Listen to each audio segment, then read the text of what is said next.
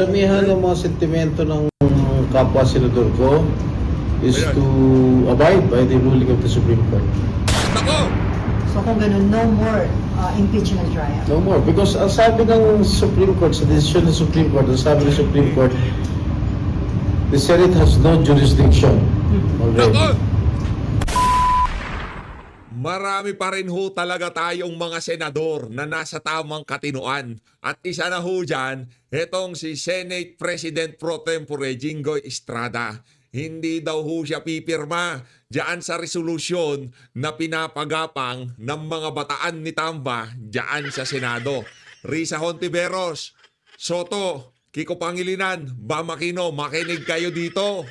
Wala naman daw problema kahit mag-file kayo ng resolution sa Senado. Ang tanong, meron bang pipirma dito? Bokya na naman ho ang mga kontrabida sa Senado dito sa banat na to ni Senator Jinggoy Estrada. At dito rin ho sa video na to, usaping impeachment pa rin ho tayo. Interview ho nitong si Manong Ted Filon dito kay Joel Chihuahua. Pero bago walat ng yan mga kababayan, isang like at isang subscribe. Masaya na ho tayo dyan sa mga nahihirapang mag-subscribe. Scan nyo na ho yung QR code na yan para kayo ho ang pinakaunang makakita sa ating mga reaction video. Hayon na nga mga kababayan. Ito ho ang birada nitong si Senator Jinggoy Estrada. Butata na naman ho yung mga bataan ni Tamba dyan sa Senado. Senate Pro Tempore Jinggoy Estrada said 19 to 20 senators are likely to adhere to the decision of the Supreme Court that blocked the impeachment trial of Vice President Sara Duterte. Yan ang sinasabi natin. Di ba? Pagka walang halong politika, ika nga rule of law. Di ba? Yun ang masunod. Kung ikaw talagang lingkod bayan, hindi mo gugustuhin na magkaroon tayo ng constitutional crisis. Di ba? Yung kapangyarihan ng Korte Suprema na mag-interpret ng saligang batas, sila ho yan. Wag ho natin pangimasukan. Wag ho natin sila pagbintangan na judicial overreach o kung ano-anong kabalbalan. Ang sigurado dito, ang Senado walang jurisdiction. Ngayon, para sa mga senador na talagang gumugusto na magkaroon ng impeachment trial, mag-trial kayo. Mag-trial kayo. Kaso hindi pwede si VP Sara kasi wala kang jurisdiction doon. Sino ita-trial nyo? Ito na ho, si Senator Jinggoy Estrada. Panoorin ho natin ang kayong mga banat. Karamihan ng mga sentimento ng kapwa senador ko is Ayan. to abide by the ruling of the Supreme Court. Nako! So kung ganun, no more impeachment trial. No more. Because ang sabi ng Supreme Court, sa desisyon ng Supreme Court, ang sabi ng Supreme Court, the Senate has no jurisdiction already. Nako! Pagka naririnig ho ni Risa Hontiveros yung mga ganyang klaseng litanya, nadidistorbo ang kaluluwa niya. Senator Jinggoy, dinistorb mo na naman ang kaluluwa nitong si Risa. Huwag mo sabihin niya mga ganyang klaseng litanya. Di ba? Kinikilabutan niya. Dahil unconstitutional na yung final ng House of Representatives. So, we do not have any jurisdiction anymore. And the Senate will not convene as an impeachment court because we do not have any jurisdiction anymore. Pero sir, open ka pa rin na pakinggan yung mga yung mga arguments sa nilang mga legal. Of course. Of course. So pwede pa mag-change yung mind. Hindi na. Because I will abide by the decision of the Supreme Court. Kahit ba maganda yung kanilang dahilan. Ultimately, ang Supreme Court naman ang masusunod. Unless Hindi naman sila. Unless pag nag-file ang House ng MR at ma-reverse, that's the time we will abide by the ruling kung ni-reverse ng Supreme Court. Yun lang. Yun lang ho mga kababayan. Pero sabi ng mga totoong legal luminary hindi yung mga lockdown luminary. Yung totoong mga legal luminary, base daw sa mga ganyang klaseng desisyon, pagka unanimous ang decision, wala nang dyan, wala nang reverse dyan. Itong mga media namamagasa pa paano pagka nag-file ng MR, tapos iniba desisyon? Puro puro hindi pong, wala na nga. Pinipressure nyo Korte Suprema eh. Ayaw nyo ba yan? Meron tayong independent na sangay ng pamahalaan na hindi hawak sa liig nitong si Tambaluslos? Kayo naman kung kayo taga-media, hawak kayo sa liig ni Tambaluslos, dapat matuwa kayo na itong sangay ng pamahalaan na to, hindi ika nga, kung ano lang ang kumpas ni Tamba, yun ang susundin nila, di ba? Yung tipong meron naman kahit pa paanong ngayong mga panahon na to na kumakana dito kay Martin Romualdez. Merong kumukontra sa mga kababuyan ni Martin Romualdez. Hindi lahat puro yes. Mantakin nyo Senado na babraso ni Martin Romualdez. Malacanang hindi makapalag kay Martin Romualdez. Kung ano isingit ni Martin Romualdez, yun ang masusunod. Ganun nung katindi si Martin Romualdez. Decide on 1 to 6. Magbobotohan na. Yes. Whether to abide or not to abide. Sir, magbubota ako as a Pagbubutuhan dun, sir, kung uupay pero hindi i-dismiss. Parang rin. If you abide by the ruling of the Supreme Court, technically, it's tantamount to dismissal of the case. Yun. Yan sinasabi ko. Palakpakan natin itong si Senator Jingo Estrada. Ngayon magpaliwanag. Ngayon, kung ang labanan pala, ang bilangan pala diyan sa Senado, nasa 19 to 20 na senador, likely to adhere diyan sa decision ng Korte Suprema, GG na ho talaga. Ika nga, pwede na natin sabihin dito sa mga aso ni Tamba, better luck next time. Tuloy nyo na yung Twadcom, Tricom, lahat ng com nyo. Di ba? Pero sigurado dito, hirap na si Tamba. Bakit? Wala nang 150 million na ipapangako sa mga pipirma sa susunod na impeachment ni VP Sara. Ubos na! Di ba? Yun lang naman yan eh. Bakit nila gustong matuloy? Kasi mahihirapan na si Tamba. Ano pang maipapangako niya? Halimbawa, yung isang gahaman na congressman, yun nga ang mga pinalitan namin. Binigyan yung tag 150 tapos kami pipirma para sa wala. Wag na lang. Ayoko na pumirma dyan. Ganon no ang magiging dito. Ganon no ang mangyayari dito. Kunyari, yung isang congressman kakapanalo, yung tinalo niya, nabigyan ng 150 million sa pagpirma ng impeachment o campaign funds, project ng mga kamag-anak niyang contractor sa distrito dyan. Di natin alam. Pero may pinangakong pabor ang etong si Tamba dyan sa pagpirma niya. Ngayon, may magpapile sa February tapos ganun-ganun na lang ang lagay. Yung mga huling pumirma, nagka 150 kayo, hindi. Wala nang pipirma dyan. Di ba? O ngayon, wala na silang ipamimigay. Siyempre, mapapaisip yung mga pipirma. Teka lang, yung mga yung mga pinalitan natin dito, tag 150 kada pirma. Tayo pipirma tayo para sa wala. Para sa wala. Mga makakapalang mukha, mga mukhang pera yung karamihan sa mga congressman na yan eh. Di ba? Hindi ako pipirma dyan. Speaker, kung gusto nyo kong pumirma kami, ika nga, kung ano yung ginawa nyo doon sa mga naunang pumirma, dapat ganun din sa amin. Ganun ho yan. Kaya malabo na hong mangyari ang impeachment na yan. Malabo na meron magpapile. Hindi tayo sigurado kung talagang dire-diretso pa yan. Kasi booking na sila eh. Accountability, nandiyan ang ombudsman. Pinapasagot naman kayo ng ombudsman. Sabi nyo, teka lang, ba't binibilisan naman ng ombudsman? Ano po accountability gusto nyo? Pero di decision. So, I'm not a lawyer, pero yun ang interpretation ko, ha? So, mag-decision kayo as a legislative body, hindi as an impeachment. Yes. No, not as an impeachment court. Dahil we will never convene again as an impeachment court dahil wala na nga kami jurisdiction.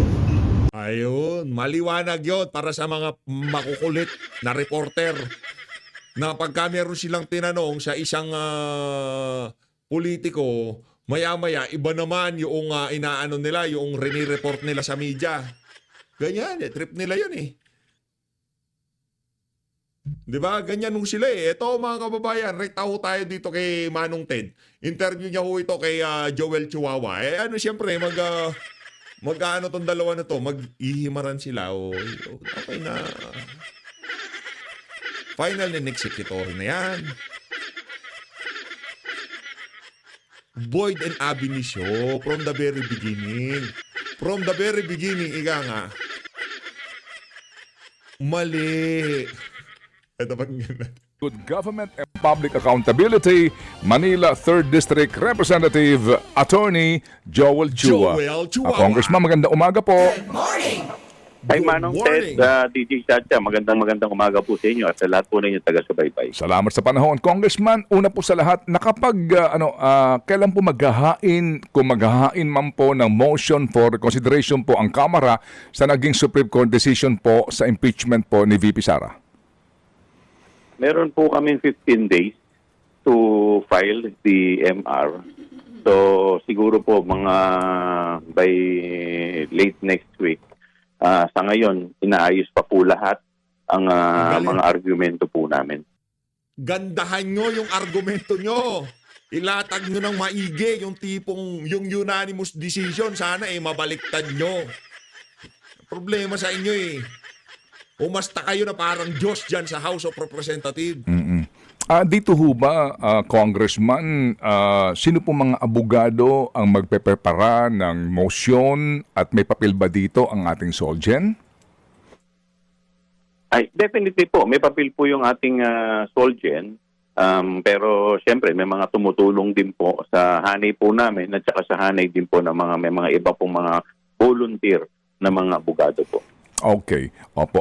Congressman, inyo ho bang nabalitaan na ang Senado po nagtakda na ng araw para pag-usapan nila ang isyong ito? Kung sila ba'y tutuloy o hindi? Ano ho muna ang inyong reaksyon doon? Well,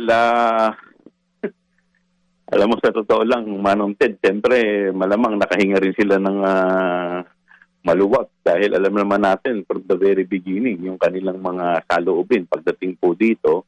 In any event, siguro ako aantay. Sabihin mo yung saloobin, Brad. Tuloy mo yon. Gusto kong marinig. Pamunuan ng Senado, diretso niyang sinabi, ayaw niya kay VP Sara. Ayusin mo, Brad. Huwag yung tipong magsasabi ka ng sentence tapos hindi mo tatapusin. Hindi mo tutumbugin sa punto. Huwag mong gayahin yung ibang mga vlogger. Na pagka merong inumpisa ang thoughts, hindi nila matumbuk. Tumbukin mo, Brad. Ano to ko Ano yung Senado? Ano yung from the very beginning? Si Chis ay umamin na ayaw niya mismo kay VP Sara. Ano ka doon? Senate President. Sinasabi nung ibang mga senador, hindi tatawid. Ano sabi ni Chis? Tatawid. Tapos ang dating ngayon na Senado, ayaw pa nila. Anak ng tokwa. Di wow. Tayin ko na lang kung ano po yung kanilang magiging resulta ng kanilang pag-uusap. Opo. Congressman, kung sakali lang po na pagbotohan nila at sabihin nga na sila po ay susunod na sa Supreme Court decision at sasabihin na po nila na they are going to dissolve the impeachment court, will that matter kung dumating ang inyong MR after that decision sa Supreme Court? Ano sa palagay po ninyo? Alam po niyo, Manong Ted, ako, hindi naman po ako magtataka kung ganun po ang maging resulta ng kanilang botohan. Basta't kami po, sa panig po namin, gagawin lang po namin yung talagang magagawa po namin para lahat po ng mga legal remedies exhaust po namin. Okay, sige po. Sige. So, Congressman, ito po naging sona po ng ating presidente. Klaro ho naman, you were present there. Ano po, yung mga kanyang sinasabi na mahiya naman kayo. Opo, doon po sa... Nahiya ka ba? Nahiya ka ba, Joel Chua? Yung pinatayo mong barangay hall sa bangketa. Ano, kumusta? Yun, wasak, 19 million, nasaan? Nandoon sa basurahan. Di ka ba nahiya doon? Na iyon na binabanggit niya na mga usapin ng accountability. Ano po ang reaksyon po ninyo bilang committee chairman po ng House Committee on Good Government and Public Accountability? Well, titignan po natin yan. Hindi naman po natin po pwedeng baliwalain yan dahil mismo ang Pangulo na ang nagsalita tungkol dito. Sa ngayon po kasi, ang una muna natin gagawin, bubuuhin po muna natin yung mga miyembro ng ating committee. And then, pag nabuo na po ng mga miyembro, ang vice chair, papatawag po natin at pag-uusapan po namin yung mga ganitong klaseng bagay. Opo. Congressman, kasi nga po, ngayon sinasabi ng iba na eto, ang Kamara, kapag pinag-uusapan ng accountability, napakasipag nila sa accountability ni VP Sara. Dito pinag-uusapan accountability ng mga sinasabing umano, ang ginamit na word ng presidente, kickback, SOP, etc. Katiwalian sa government infrastructure projects, particularly po sa flood control. Doon po sa accountability issue na ito, palagay po ninyo, sino ho ang may karapatan na mag-imbestiga nito sa Kongreso? Well, sa akin pong pananaw, kung unang-una, gusto ko munang malaman, no, yung mga may ano na talaga, may mga masasabi nating konkretong ebidensya na agad. Naku, yari tayo dyan. Yung nung pagbaha ng halos buong NCR, hindi pa konkretong ebidensya yun. Diba? Diba? Kay Pipi Sara, wala pang mga nabuksan na bank account pero guilty na. Palakpakan nun natin yung mga ipokritong politiko. Nang sa ganun, hindi tayo yung parang nagwi-witch hunt. Yan, titignan na po natin agad yan. Galing sa'yo, witch hunt, Brad. Galing sa'yo. Seryoso. Galing sa'yo, parang hindi tayo nagwi-witch hunt. Ano bang ginawa nyo? Diyan sa committee mo, nung nagdaang kongreso, nung pinag-usapan niyang kay VP Sara, hindi ba witch hunting yun? Pero sa akin pong paniniwala, ang aming pong committee ay may karapatan naman para ito isiyasatin. Opo. So, kung ang inyo pong komite, no, yung Committee on Good Government and Public Accountability po ang mag-iimbestiga dito, kaninyo bubuin lamang ang buong membership po ng komite sa usapin po ng pagsiguro na magiging accountable dito ang mga posible, no, na masangkot ay miyembro mismo ng Kongreso. Nako. Paano po ang magiging action po ninyo dyan? Kasi it's, kumbaga, one of your own, ano ho, or some of your own, ang magiging subject ng investigation. Kung may matatamaan po ng mga kamiyembro natin, wala po tayong magagawa. Ano pong gagawin natin dyan? Unang-una naman po, lahat naman po ng ating committee meeting, talaga namang, lahat naman po ng ating committee meeting, live. At ito yung pinakikita po natin sa taong bayan. So, siyempre, kung sino po ang tatamaan, wala po tayong magagawa. Inyo ho bang nabasa yung transcript, Congressman, mismo ng speech ni Presidente nitong SONA tungkol po sa aspetong ito? Well, ako po yung nando doon, narinig ko naman po, yung transcript po, hindi ko pa po masyadong, hindi ko po nabasa. Pero maliwanag naman po yung sinabi ng ating Pangulo. Opo, may sinasabi siya kasi, no, meron pong inaatasan niya mismo, DPWH, at saka yung isang committee doon. Opo, sabi nga po ni Secretary Bonoan, ito po yung sa regional nila, no, na mga, yung lupon, supposed to be po na nag-aaral sa mga proyekto po sa bawat regions, ang mangunguna sa investigasyon. Doon po sa aspetong yun, meron ba kayong masasabi na mismo DPWH ang mag-iimbestiga? Well, siguro, aantayin po natin kung ano rin na magiging resulta nila. Pero meron po kasi akong isang nakikita rin doon sa isang speech ng ating presidente. Yung pong bumagsak na tulay. Opo, okay. Dito parang, bukod dito sa flood control, ito pang isang defective na tulay. Ito, maliwanag na eh. Diba? Opo. Parang hindi mo na siguro kailangan mag-imbestiga. Kumbaga, itong investigasyon na to, alataan na merong dapat managot dito. So ano bang ano natin dito? Ano ba ang dapat natin gawin dito? Diba? Opo. Baka mami, parang gaw-gaw lang yata nila ginamit dito. Yung nga po, no, nasabi nga ni Pangulong Marcos, 10 years in the making. Bakit bumagsak ng ganon? Ano ba yung gaw-gaw ba yung ginamit para bumagsak? Opo, sige. So, yan po, klaro-klaro, isa sa mga agenda po ninyo, Congressman. No? Ako tingin ko, dahil ito maliwanag eh. May talagang bumagsak eh. Diba? At meron po mga naperwisyo talaga. Brad, teka lang ha, ayusin natin. Ayusin muna natin. Huwag muna yan. Yung bumaksak, kung bumaksak, naperwisyo din yung mga dumadaan. Okay, given na yun. Malaking problema yon, yung pondo sa napunta. Okay, focus muna tayo sa flood control eh. Iniiba mo usapan eh. Yan ang problema sa inyo eh. Kaya wala kayong natatanggap na respeto sa ating mga kababayan kung ano-ano sinasabi. Ba't natin pag-uusapan yung bumaksak? Okay, isa na yun sa mga bumaksak. Isa na sa mga pag-uusapan natin yung bumaksak. Pero ang ating target dito, yung mga flood control projects na kung saan meron daw kickback yung mga congressman di umano ng mahigit kumulang 40% sa pondo ng kada proyekto. Mantakin nyo yung mga kababayan. Kaya mo na yung bumaksak na yan. Naperwisyo dyan yung mga motorista. Oo, maraming komersyo ang kailangan umikot sa kung saang lugar para lamang maihatid nila yung kanilang mga produkto dahil sa pagguho ng ano na yan. Pero focus muna tayo. One at a time, Brad. One at a time. Kasi panahon ng tag-ulan ngayon, ang focus natin, flood control. Turuan natin ng leksyon yung mga kasama nyong magnanakaw dyan. Saka yung mga walang hiyang nagtatayo ng infrastruktura sa gilid ng bangketa. Di ba? Pati yan, dapat leksyonin niya mga yan eh. Talaga may mga biktima. Isipin mo hindi pa nag-iinit ang puwet yung umano nito ganyan na nangyari. Ano nangyari? Opo. Sige nga po, klaro nga yung sinasabi ni Presidente, yung Isabela Cabagan na tulay na pagkamahal-mahal, kagagawa lamang, yung ginamit, binuksan, bumaksak po kaagad. Opo, klaro po yun, Congressman. So kung mamarapatin po ninyo, babalikan ko lang po itong mga sinasabi po na mga flood control, no? Opo, Yan. na binabanggit po ni Presidente rin na paiimbestigahan niya. So dito po, sir, paano po? Kasi kanin nyo, ayaw nyo lumabas na parang witch hunting po kayo.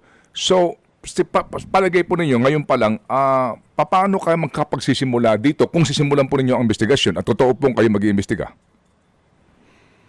Una-una, sisilipin po muna natin, alamin po natin kung ano yung magiging resulta ng kanilang investigasyon. So from there, titignan natin kung ano yung magiging rekomendasyon nila. So pag makita po natin na talaga namang may matinding problema, yun na siguro ang magiging hudyat. Opo. Sino magre-recommenda po, Congressman? Yung atasan po, yung DPWH po. Dahil siyempre sila yung may mga technical know-how dito. So susulatan din po natin, makikipag-ugnayan tayo at kung po pwede siguro, mamomonitor din natin yung progress ng kanilang investigasyon. Okay. Opo.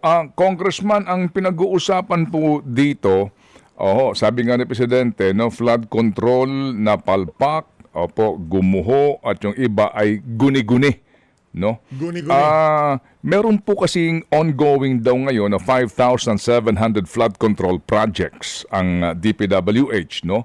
Ongoing, at meron daw po ding completed. Ang sinasabi po ni Presidente sa loob ng kanyang term, no, 3 taon. So kapag ganito karami ang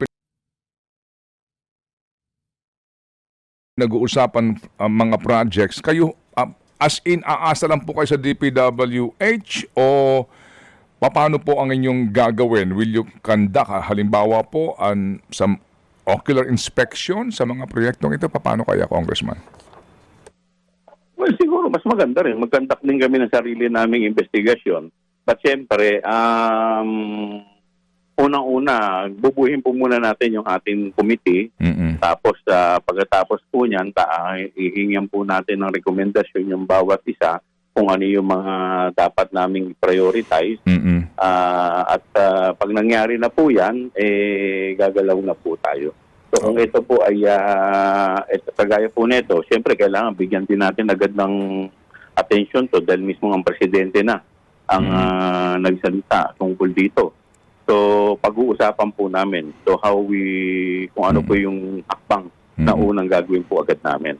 Opo. Meron din pong kaisipan, Congressman, kung kung mamarapatin po ninyo na ang pinagmumulan din po ng lahat ng ilang mga questionable umanong flood control projects ay yung insertions na nangyari sa budget, no? Okay. Opo. Yari. Kayo ho ba, Congressman? Yare. Laking sampal sa pagmumukha nila to. Mantakin nyo, binabanatan nyo si BP Sara. Tapos meron palang insertion. Di ba dyan dinagal yaang ugaling na yan ng House of Representatives na singit-singit. Diyan sila nagkahiwalay, diyan nagkalabuan itong si BP at Yasin Martin Romualdez. Di ba meron di umano, merong gustong isingit sa budget, i-insert sa budget ng Department of Education. Di umano itong si Saldico, itong si Martin Romualdez. Si VP Sara nagsabi, di tayo.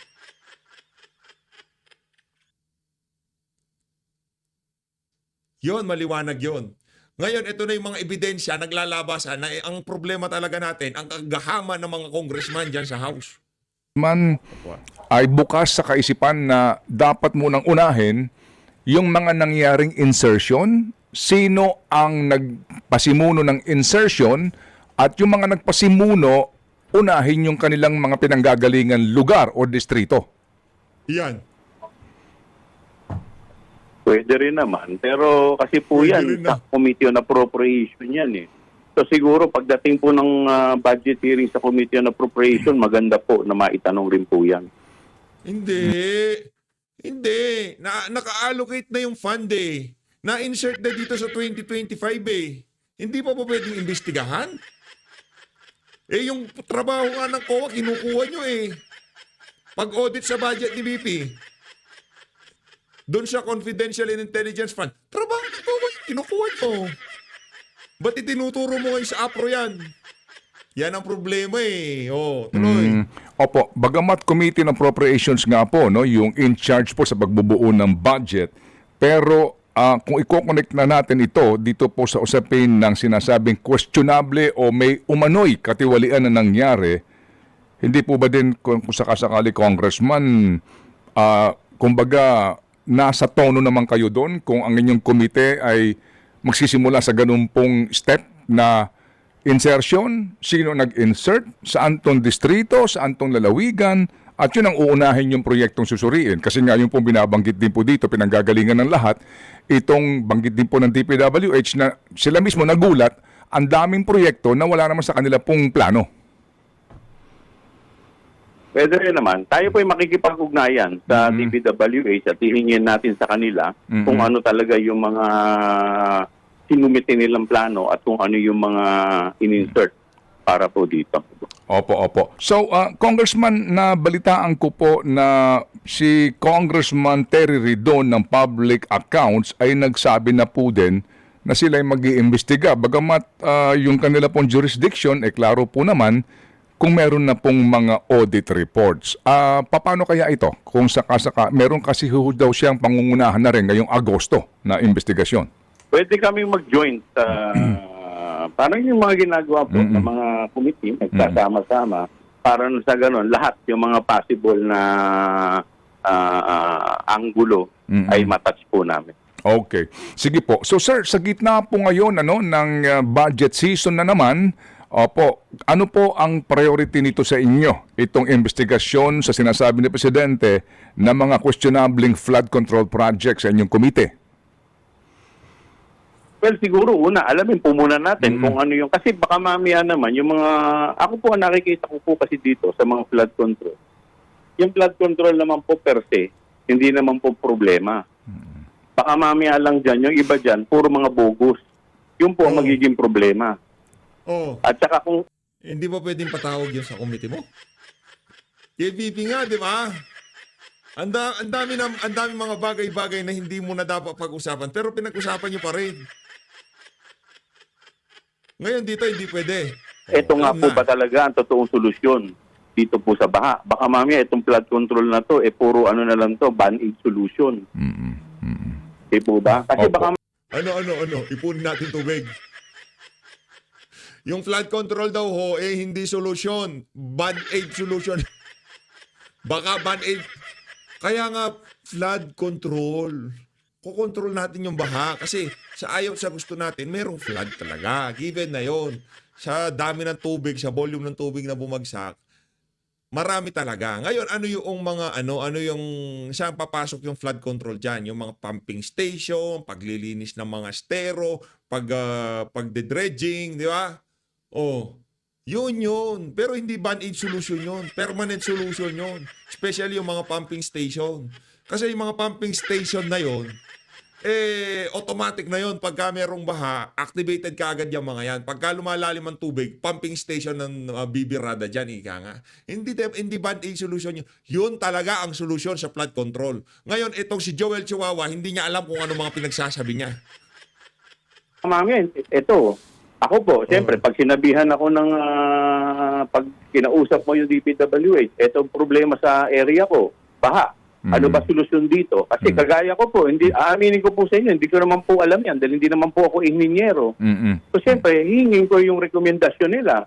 So sasabihin nila, Congressman, maglagay po tayo dyan ng ang gagawin po natin project dyan para mabawasan ang inyong mga baha, mag-flood control tayo. Siyempre ako po, dahil sila po yung nakakaalam, papayag ka. O sige, iyan mo to, ito yung area ang gusto ko para Opo. dito sa area to, dahil ito yung laging binabaha. Magugulat ka ngayon, pagkatapos ng ang dami ninyo ng flood control, ba't parang wala pa rin nangyayari? Diba? Opo. Sabihin naman nila na, so yun po ang dapat natin tignan. Kasi Opo. baka mamaya, lagi tayo nakatingin dito, maaring, nagsusubside, maaring yung dating baha, kung hanggang bewang, ngayon hanggang tuhod na lang, maaring tama naman yung solusyon, pero ang tanong, ito ba talaga ang permanenteng solusyon? Siguro dapat pag-aralan din natin kung ano talaga Yung permanenteng solusyon, Brad, hindi mo magugustuhan. Kailangan ma-decongest yung Manila. Kailangan mabawasan yung mga nasa Manila at hindi pwedeng mangyari yun. Yun ang permanent solution. Anong permanent solution? Anong hinahanap mo bang permanent solution? Gagawa tayo ng malaking ilog kung saan padadaluyan. Alam ko na ang permanent solution para dito kay Joel Chihuahua, yung ipunin ng baha. kasi ang nangyayari, tingin ko, pwede namang nakakaginhawa rin yan. Kasi may mga area rin naman tayo ng mga talagang Ang issue dito, pagka nagsasalita, Congressman, akala mo talagang kapani-paniwala lahat ng sinasabi. Yaang sinasabi nitong ito si Joel Chua, yan based yan sa personal knowledge niya bilang abogado. Hindi sa kung ano man expertise niya sa public works o kung saan pa mang bagay. Congressman lang siya, ini-interview siya. Ngayon, ang dating parang lahat ng sinasabi niya, sabi ni Congressman, ganito, ganyan. Kabalbalan, kahit yung tambay sa kanto, kaya lahat sabihin niya mga sinasabi mo na yan, buisit ka. hindi na rin ganung binabaha. Opo, Pero ang opo. tanong, ito ba talaga ang solusyon? Opo. O baka Hindi, mamaya ang Brad. dapat tignan na Bahala ka nga dyan. Ayun na nga mga kababayan. Dito na ako natatapusin ang ating reaction video. Ito si Joel Chua Nagmamagaling. Nagtatanong ka, ito nga ba ang solusyon? Pagka nagtanong ka kung ito nga ba ang solusyon, ang kaakibat niyan, yung totoong solusyon. Kasi kini-question mo, yung solusyon na dapat nating gawin, hindi nagagawa dahil ninanakaw ang pera. Ang issue dito, korupsyon. Hindi yung solusyon. Kung ano yung ating mga gagawin pagka panahon ng baha. Diba? Hindi yun Meron tayong solusyon. Ang problema dito, execution. Diba? Kung paano isa sa katuparan yung mga flood control. Kaso walang nangyayari dahil sa korupsyon. Bago natin pag-isipan kung anong susunod na gagawin nating hakbang, gurgurin muna natin lahat ng magnanakaw sa pamahalaan. Kasi kahit napakaganda pa ng plano na yan para mawala ang baha, kung hindi rin magagawa yung pumping station, hindi rin malinis yung mga estero, patuloy sa pagpatatapon ng basura ang ating mga kababayan kung saan-saan, di ba? Hindi nalilinis ang mga ilog, walang kwenta yan. Ay, ang solusyon mo na yan, walang kwenta. Naknanto ko. Maraming salamat to. Ito si Joel Chua, kaaga-aga, pinapagana makina natin. Mahal natin Pilipinas.